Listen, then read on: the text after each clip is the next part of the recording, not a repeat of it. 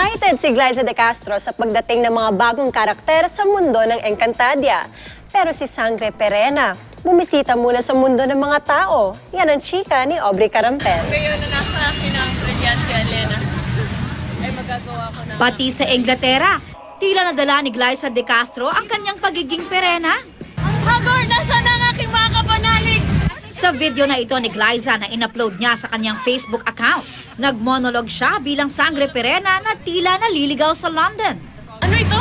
Trafalgar Square. Hindi ko maintindihan na yung sinasabi.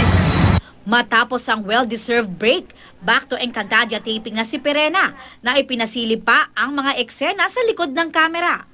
Magkakalaban man daw ang kanilang mga karakter, masaya naman daw sila pag magkakasama sa set. Makukulit talaga kasi yung mga tao doon eh. Parang pag nagpunta ka sa set, malaking bahay na mga bata, yung gano'n, may pa-video games. Iba-iba nga yung trip eh. Punta ka dito, may video games. Dito mga kainan. Dito yung mga nagda-diet. Sa music video na ito ng Encantadia Mania, makikita ang kakulitan ng cast. Ipinakita rin sa video ang mga nakisali na sa Enkamania. Mga Encantadix na nag-costume ala Sangre, mga gumawa ng artworks, at Sangre dolls. Salamat sa patuloy ng pagsubaybay at sa sa suporta, sa pagmamahal.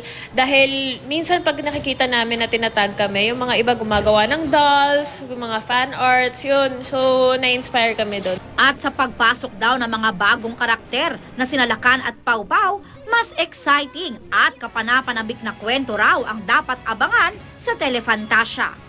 We are focusing now on the new story. Kaya kahit kami na-excite kami, nagtatanong kami, sino si Pau Pau? Sino si Lakan? Sino si Pagaspas? Bukod sa mga maraming characters na hindi pa nila nakikita before at papasok, yung twist ng storya kasi, sobrang ang galing nung pagkakagawa. Aubrey Carampel, updated sa Showbiz Happening.